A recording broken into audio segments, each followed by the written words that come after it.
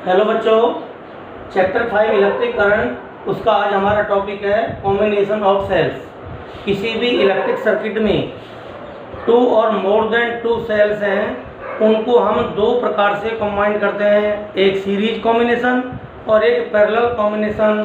तो फर्स्ट आज हम पढ़ रहे हैं, फर्स्ट है सीरीज कॉम्बिनेशन।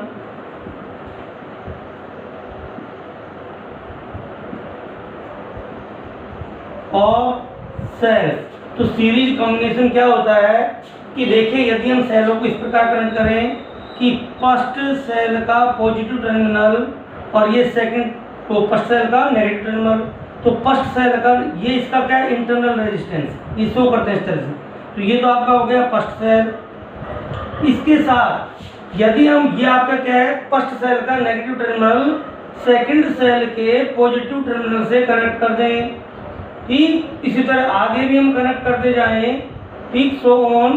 तो ये आपका जो कॉम्बिनेशन है, इसको हम क्या करें, एक एक्सटर्नल रेजिस्टेंस है लोड, उसके साथ कनेक्ट कर देते हैं ये इस तरह से।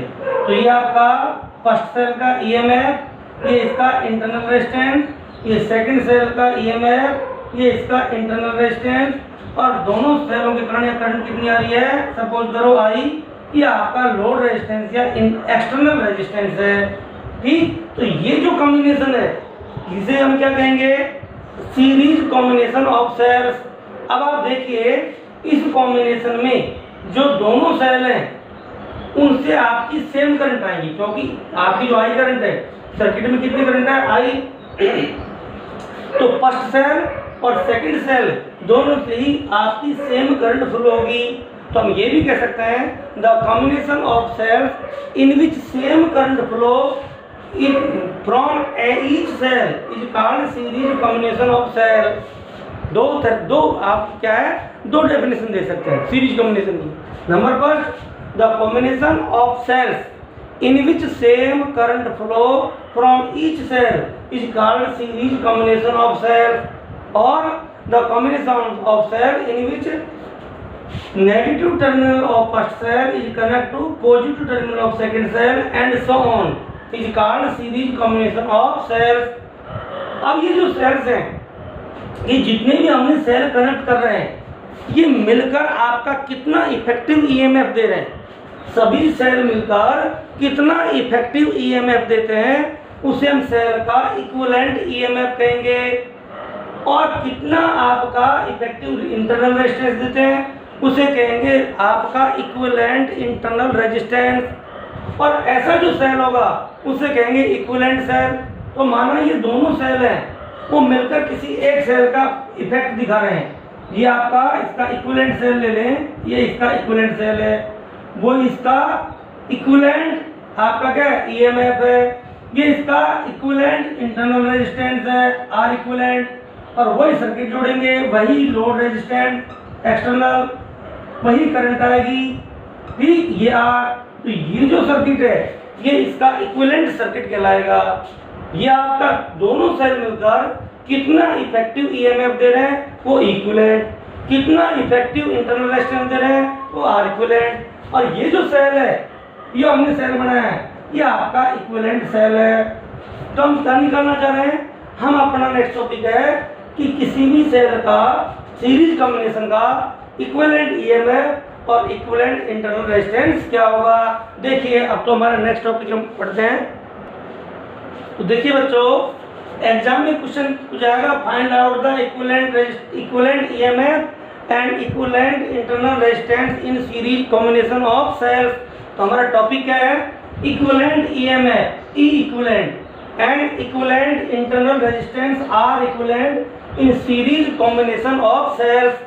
तो सेल्स के सीरीज कॉम्बिनेशन में इक्विवेलेंट ईएमएफ और इक्विवेलेंट रेजिस्टेंस क्या होगा, इंटरनल रेजिस्टेंस क्या होगा। अब देखिए कि हमने आपको डिफाइन किया था कि आपका ईएमएफ होता क्या है।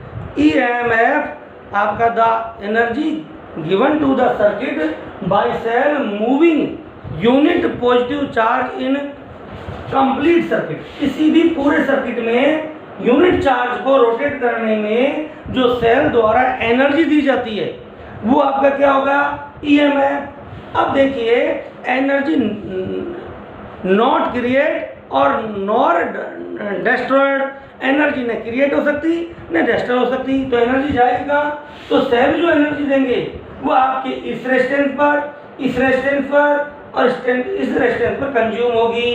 इसे हम बोलते हैं आपका पोटेंशियल ड्रॉप। ओम्स लॉ से आपका जो पोटेंशियल होता है वो आपका यूनिट पॉजिटिव चार्ज को ले जाने में वर्क है, ठीक, वो एनर्जी है, वो यूनिट पॉजिटिव चार्ज को ले जाने की एनर्जी है, ठीक। तो यूनिट चार्ज है, जब आप सर्किट में रोटेट हो रहा है तो उसको यहाँ पर कितनी, इस जो ये रुकावट है, बाधा है, इसको पार करने में कितनी एनर्जी खर्च हो जाएगी?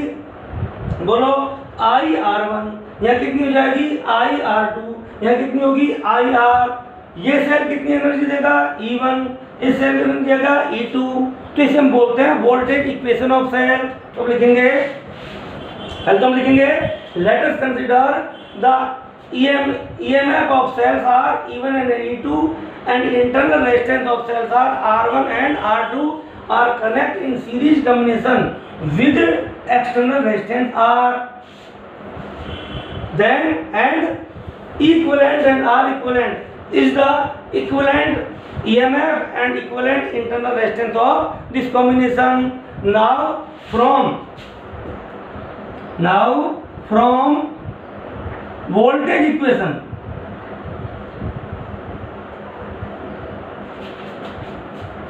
ऑफ सर्किट की वोल्टेज इक्वेशन क्या होगी? बोलो, कुल वोल्टेज कितनी दी जा रही है? E1 plus E2। ये है क्या?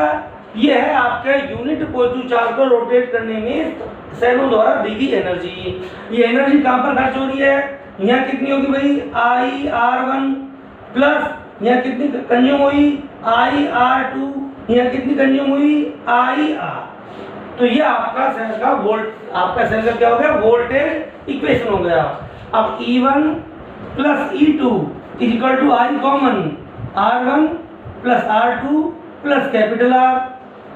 और हम I की वैल्यू निकालें तो I is equal to E1 plus E2 upon R1 plus R2 plus R। इसको थोड़ा अलग नोट कर देते हैं इस तरह से, ये इक्वेशन हो गया मन। अब हमने सेल का जो करंट इक्वेशन पढ़ा था, याद है कि यदि हमारे पास कोई ये सेल है, ये इसका इंटरनल रेजिस्टेंस है, ये आपका लोड रेजिस्टेंस है, एक्सटर्नल रेजिस्टेंस R, ये E, ये R, और सेल से जो करंट आती है पढ़ा था हमने I equal to EMF internal resistance plus external resistance. ये सेल का करंट इक्वेशन कहलाएगा। तो हम यहाँ सेल का करंट इक्वेशन लिख दें, फ्रॉम इक्विवेलेंट सर्किट। तो इक्विवेलेंट सर्किट में हम देखते हैं कि जो करंट आई है उसके लिए क्या होगी? देखिए क्या होगा? EMF कितना है? E इक्विवेलेंट, इंटरनल रेजिस्टेंस कितना है? R इक्विवेलेंट, एक्सटर्नल रेजिस्टेंस कितना है? R। ये क्या होगी? इक्वेशन 2। तो इस सर्किट से तो आपकी इक्वेशन आ गई ये, और इस सर्किट से इक्वेशन आ गई ये। अब ये दोनों इक्विवेलेंट सर्किट है, ठीक, करंट सेम होगी, तो आप इनके कंपैरिजन करो तो क्या होगा? कंपैरिजन। देखिए अब हम इक्वेशन 1 और 2 का क्या करेंगे? कंपैरिजन।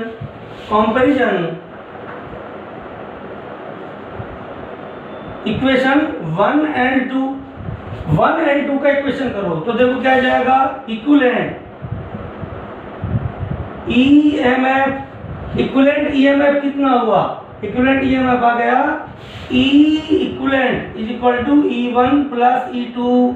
ये इक्वेशन आपकी 3। तो आप देख रहे हो सीरीज कॉम्बिनेशन में कॉम्बिनेशन का जो इक्विवेलेंट रेजिस्टेंस है वो कॉम्बिनेशन में जितने भी सेल कनेक्ट हैं उनके जो आपके EMF है उनके क्या हो गए? सम के बराबर होगा। सेकंड, इक्विवेलेंट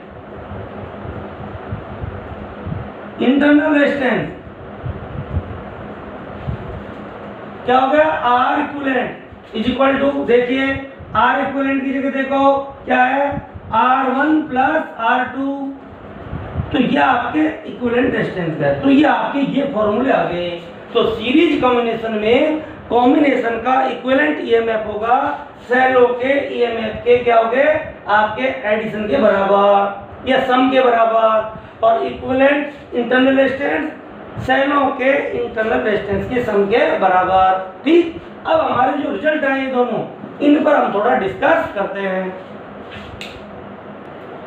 अब बात करते हैं some important facts about series combination of cells. देखिए, यदि हमारे पास जैसे ये आपका फर्स्ट सेल है, ये इसका इंटरनल रेजिस्टेंस है E1 R1, और जो हमारा सेकंड सेल है, सपोज करो इसको हम अपोजिट पोलरिटी से कनेक्ट कर दें कि आपके नेगेटिव से क्या जोड़ दें, नेगेटिव और पॉजिटिव, और ये इसका इंटरनल रेजिस्टेंस।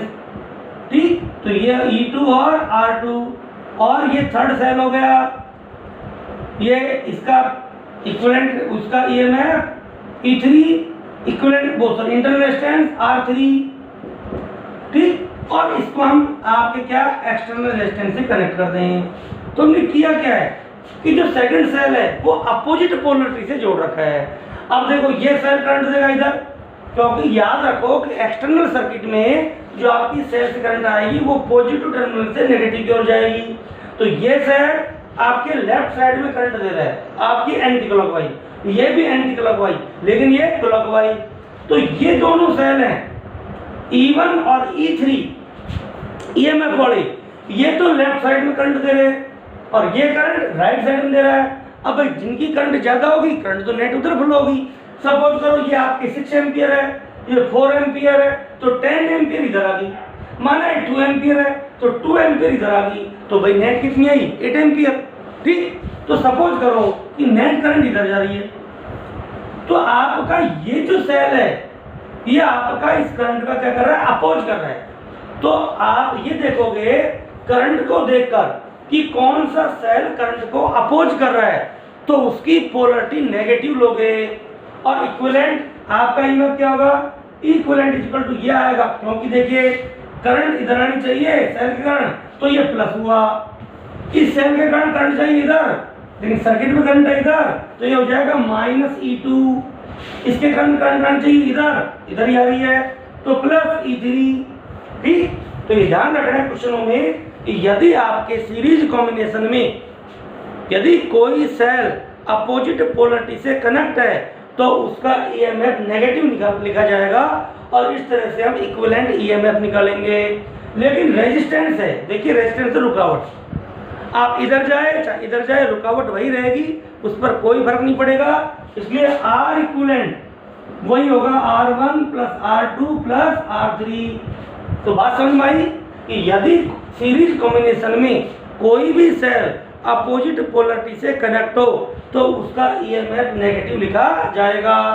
और बात करते आगे, देखो यदि हमारे पास खूब सारे सेल है, सपोज करो N सेल है, ये आपका फर्स्ट सेल है,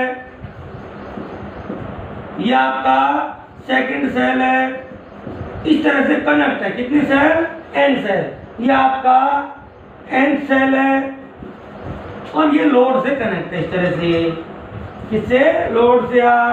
तो इसका EMF E सबके सेम EMF, और R स्मॉल r सबके सेम इंटरनल रेजिस्टेंस है। यदि हम सेम EMF और सेम इंटरनल रेजिस्टेंस के N सेलों को लोड R के साथ सीरीज में कंबाइंड कर दें तो इक्विवेलेंट EMF क्या होगा, देखिए करंट कितनी आएगी, I इज इक्वल टू आएगी E प्लस N टाइम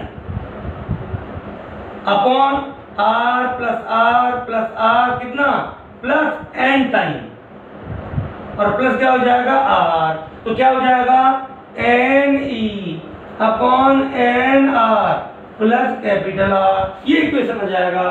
तो देखिए यदि हम इसका इक्विवेलेंट सर्किट लेते तो इक्विवेलेंट यही तो आता, ये अकेला सेल, ये इसके साथ ये लोड, ये आपका E इक्विवेलेंट, ये R इक्विवेलेंट, ये कैपिटल R, ये आपकी करंट I, तो I क्या आती, I ये भी जाती E equivalent upon R equivalent plus R।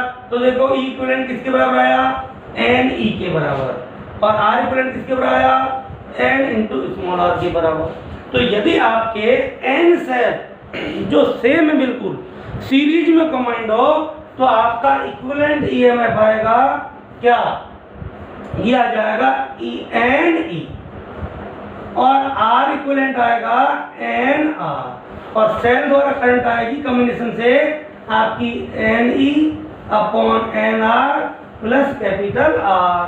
ठीक, अब यहाँ पर दो चीजें ध्यान देने की बात है कि देखिए, यदि एक जैसे सेल कॉम्बिनेशन में हो तो आपकी करंट कितनी आई, I is equal to n E upon n R plus R. अब दो कंडीशन हो सकती है। नंबर फर्स्ट कि n R is very very less than R, ठीक, अर्थात सेलों के इंटरनल रेजिस्टेंस हैं वो एक्सटर्नल रेजिस्टेंस के कंपैरिजन में बहुत कम हो। क्या यूं कहें कि जो आपके सेल हैं उनके इंटरनल रेजिस्टेंस कम है, तो उस कंडीशन में हम आर के कंपैरिजन में एन आर को क्या कर सकते हैं। अब बताओ, करंट फ्रॉम वन सेल, यदि एक ही सेल होता तो करंट कितनी आती, इज इक्वल टू आती ई अपॉन आर और प्लस आर। यदि एक सिंगल सेल होता तो ये करंट आती, एन सेल है तो ये करंट आ रही है। अब चूंकि इंटरनल रेजिस्टेंस बहुत कम है तो स्मॉल आर को हम छोड़ दें तो क्या आ जाएगा ई अपॉन आर। तो ये तो सिंगल सेल से करंट है, और एन सेल से कितनी आएगी, I is equal to n E, इसको छोड़ दे तो आर। बोलो ये क्या हो जाएगा, n into current from one cell. ठीक, तो सीरीज कॉम्बिनेशन में यदि सेम सेलों को कनेक्ट करें और सेलों के इंटरनल रेजिस्टेंस बहुत ही कम है तो उस कंडीशन में आपकी जो करंट होगी, जो रिजल्टेंट करंट आएगी वो n टाइम्स होगी। अतः ये जो कॉम्बिनेशन है ये यूजफुल होगा कब, जब सेलों के इंटरनल रेजिस्टेंस कम हो। तो सीरीज याद रखना है, सीरीज कॉम्बिनेशन कब यूजफुल होता है, जब सेलों के इंटरनल रेजिस्टेंस एक्सटर्नल रेजिस्टेंस के कंपैरिजन में बहुत ही कम हो। लेकिन उल्टा हो तो यदि ये ग्रेटर हो तो उस कंडीशन में सिंगल सेल से करंट आ गई ई अपॉन आर, और यहाँ आएगी एन आर, इसको लेंगे और एन से एन कैंसिल हो जाएगा। ठीक, उस कंडीशन में आपकी करंट क्या होगी, ई अपॉन आर क्या होगी, करंट फ्रॉम वन सेल। तो यदि सेलों के इंटरनल रेजिस्टेंस ज्यादा होंगे तो उस कंडीशन में कॉम्बिनेशन से उतनी करंट आएगी जितनी एक सिंगल सेल से आ रही है। तो भाई फायदा क्या हुआ, एन सेल जोड़े तब भी करंट उतनी, एक सेल रखें तब भी करंट उतनी, तो ये कॉम्बिनेशन यूजफुल नहीं होता। तो सीरीज कॉम्बिनेशन कब यूजफुल होता है, जब सेलों के इंटरनल रेजिस्टेंस एक्सटर्नल रेजिस्टेंस के कंपैरिजन में कम हो। ठीक, और इसके बाद नेक्स्ट क्लास में पढ़ेंगे बच्चों parallel combination of cells and their equivalent EMF and equivalent internal resistance. Thank you.